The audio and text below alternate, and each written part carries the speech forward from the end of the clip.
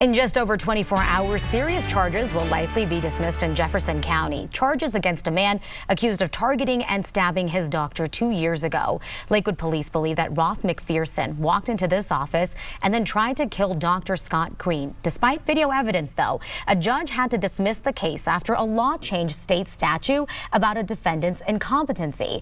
The suspect was found incompetent and non-restorable earlier this summer. Now the doctor is afraid that if the suspect is released, it could be dangerous not only for him, but the entire community. If he's out, I believe for reasons that I don't understand, that he's obsessed with me. And I think that it is likely that he would come back and try to finish what he did before. Right now, the man accused of stabbing the doctor is in the state's mental health hospital in Pueblo. He's being held there as a result of a civil process used to involuntarily hold someone in need of mental health treatment. Denver 7 Investigates started following this case after the doctor reached out himself asking to raise awareness. I spoke with our investigative reporter, Natalie Chuck, last week to find out how all of this works.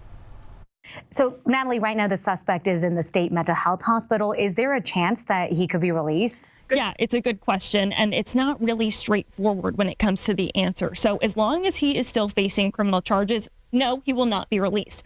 But if those charges are dismissed like we're expecting, and then he's in the state hospital and he's getting treatment, then a doctor decides, yes, the treatment is working, it's safe for him to be released, then absolutely, he could be back in the community.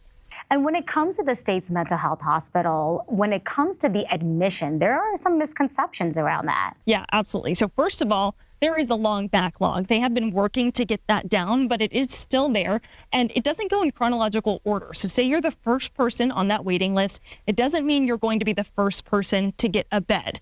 Plus, one thing we hear is why not bail someone out of jail and then take them down to the state hospital and admit them yourself? It doesn't work that way. We sat down with the director for the Office of Civil and Forensic Mental Health, and she explained to us that there's really only 3 ways someone can be admitted to the hospital. 1, you are found incompetent to proceed. What does that mean? There are criminal charges. You can't communicate with your lawyer because of your severe mental illness.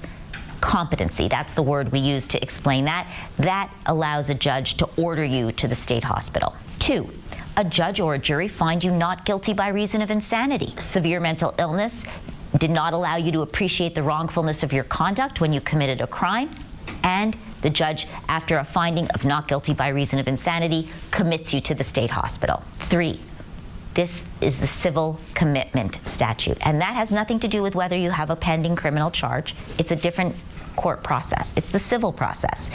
And it says that if you are a danger to self or other or gravely disabled, you can be involuntarily committed to the state hospital. But again, this is temporal. It's not a lifetime. It's in the moment. Well, thank you so much for walking us through what is a complicated but such an important issue. You're going to be digging more into this specific case that's going to be coming up after tonight's game. Absolutely.